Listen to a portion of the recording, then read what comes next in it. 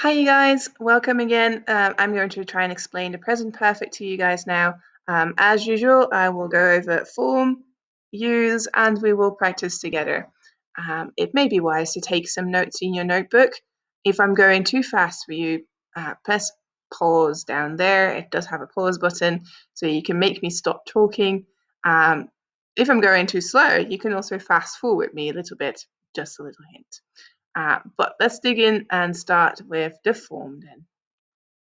So, what is the form of a present perfect? Well, it's always has or have plus a PP. When do you use has? When do you use have? Well, we use have for everything except he, she, and it. So, I have, you have, he, she, it has, we have, you have, and they have. The PP then, PP stands for past participle, which is a full to deal word. If it's a regular verb, then we just add ed, so walked. And if it's irregular, you follow the third column in your irregular verb list. So for instance, to be, in the second column, the past simple says was and were. And in the third column that we're using today, it says been, B-E-E-N. And there you go, that's your past participle. So the present perfect of to be would be has, have been.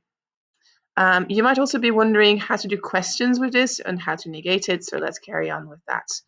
It's quite simple actually, because it's exactly the same as in Dutch. We can just add the not to the finite verb, and we can invert if we need a question. So I have danced becomes I haven't danced, and have I danced for the question. And for the he form, same thing is going on. He has danced, he hasn't danced, and has he danced? So really quite simple. No funny business with do, doesn't it here. Just following the normal rules. Let's carry on with a little bit of practice because I think you're ready for it. There are 5 sentences right there for you. Pause me so you can do the assignment, and then when you're ready, press play again.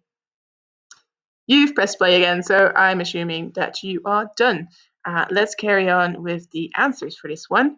In sentence 1, we had I, and I requires us to use have, plus the third form of to do, did, done. Yes, there we go. I have done a lot of work today. In number 2, day makes us use have. We had to negate it, so it becomes haven't. And we add ed to the regular verb plan and makes it planned. Then in 3, a question, the subject is you, so we're still using have. Place have before the subject and place the PP after the subject. So have you done? What have you done since this morning? Number 4, finally we get a he, so we can now use a has, and it becomes he has spoken because to speak is an irregular verb. To speak, spoke, spoken. What you should also notice in sentence 4 is that the adverb already is placed between has and the PP, and this happens a lot for the present perfect, so that's a good one to notice. Same thing happens in 5 actually. Boris, a he, so has, then our adverbs, only just, and then a PP of finish, the regular verb finish, so finished the work. Perhaps you want to practice a little bit more because you know that you haven't quite got it yet. Here you can find a website that's really good for that. It's perfectenglishgrammar.com. They have quite some useful assignments on there. I chose number 4 for you because it combines the normal sentences, the negation and the questions. But if you want to practice them separately, it offers that as well. So nice one to try, I think. Let's go on to use. So when do we use a present perfect? Well, we use a present perfect for 3 reasons. Number 1, an action started in the past and hasn't been rounded off yet. I've looked for you since 2002. I'm apparently not very good at looking because it's taken me, roughly 20 years, and I still haven't found you. So this started in the past and still hasn't been finished. So I have looked. This one's the most important one, and this one, well, we usually combine present perfect and past simple in one assignment because the present perfect is the one that hasn't been rounded off yet, whereas the past simple is the one that is rounded off. So yeah, that's why we like to contrast these two. In two, reason number two for using a present perfect is when an action has just finished. Usually the sentence will also use the word just, so it's quite easy to recognize. You can imagine a sentence like, I have just finished my work, could be an example of that. There is a third reason to use a present perfect, which is a little trickier, especially in American English. In American English, present perfects are not as common anymore, and they will usually not use it for reason number three anymore, if they even use it at all. But reason number three is an action has an effect on the present. For instance, the man has left the house, therefore he's now no longer in the house. This one is very tricky, and we don't tend to use it a lot in schools. You may use it in a written assignment at some point, but quite often you'll find that it doesn't matter so much whether you use a present perfect or a past simple. So focus on use one and two, please, because those are the most important ones. Let's go to keywords. There are very clear keywords for the present perfect, which makes it nice and easy for our mixed tenses, right? There are, well, the most common ones are these eight: ever, never, always, already, just yet, and for and since plus time. I've made two of them a little bit bigger because never and always are also keywords for a different verb tense, the present simple. So if you see never and always, it might be present simple. It might also be present perfect. So be aware of that.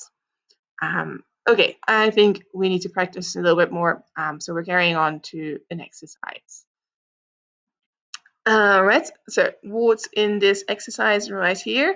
There are 6 sentences. Some of them are in the present perfect, some of them are in the past simple. To be able to find out, you need to look for keywords. And once you've found a keyword, decide present perfect or past simple. As you did before, press pause down there so that you can do your work with some peace and quiet and without me talking all the time. And start me again when you're ready. You have started me again, so I assume that you are ready. Let's go to the answers. All right, so I've highlighted the keywords for you in sentence number 1, last night, which is a specific time in the past. So you should be using a past simple in this sentence, and that's lost for to lose. In sentence number 2, the keyword was just, and just is a keyword for the present perfect. So I have just lost my keys. In 3, keyword for that long, so for plus a time, which means that you should have filled in haven't known. In 4, keyword already, and already is a keyword for present perfect as well. So have we already finished our homework, or is there more? In 5, keyword yesterday, specific time in the past again. So that means we're using a past simple. I drank 3 cups of coffee. And in 6, nearly the same sentence. The only thing I changed is that the keyword is no longer yesterday, but since yesterday. And since plus a time means we need to use present perfect here. So have had. Wow, sneaky one, right? Maybe you want to practice this a little bit more and your teacher hasn't provided you with enough materials, or you just want to practice because you're super eager. Here is a website that could help you with that. Another German one, actually. I seem to have a lot of very nice German websites for you these days.